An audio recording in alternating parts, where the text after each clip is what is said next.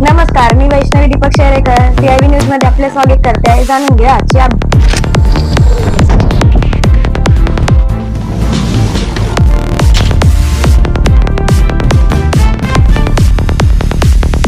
CIV news प्रयत्नांचा न्याय तुमचा. महाराष्ट्रात सध्या रिक्षा आणि टॅक्सी चालकांच्या संदर्भात मराठी भाषा वापराचा मुद्दा चांगलाच चर्चेत आला आहे.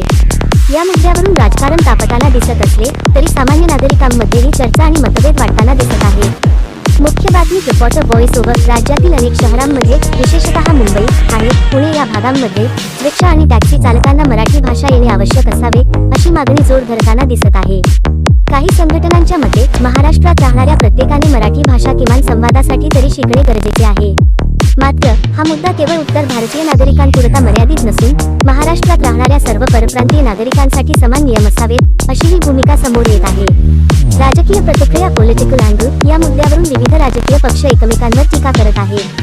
काही नेते मराठी भाषेच्या संरक्षणासाठी आवाज उठवत आहेत, तर काही जण हा मुद्दा प्रांतिक वादात बदलू नये अशी भूमिका घेत आहेत.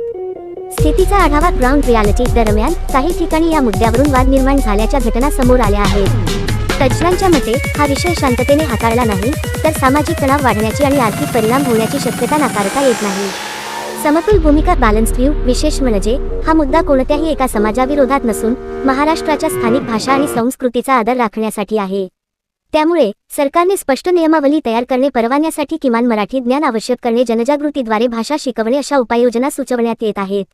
निष्कर्ष. अँकर क्लोजिंग. एकूणच मराठी भाषा हा अभिमानाचा विषय आहे, पण तो वादाचा विषय न बनता समजुतीने सोडवणे आवश्यक आहे.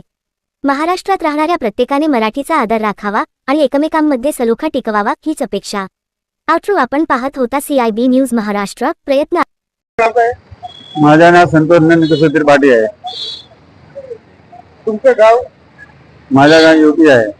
किती वर्षापासून इथे राहतात? 40-50 वर्षापासून राहते. आपल्याकडे अन्य प्रकारचे गिराईक येत असतील, काय हिंदी बोलत असेल, काय मराठी बोलत असेल, आपण त्यांना कसं जबाब देतात? ज्या लोकांनी ज्या भाषा येतात त्या भाषेमध्ये तो जबाब देतात.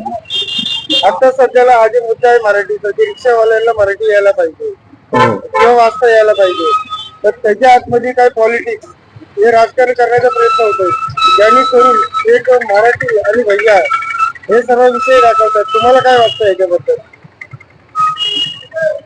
हर प्रांत इकडे हर प्रांतात राहत आहे. ये कन्नड़ है, तमिल है, ये है, उत्तर भारतीय है, महाराष्ट्र है, सब हम सगळे एकच है. मगर सब मराठी आम्हाला नाही येते तर हमने सीखा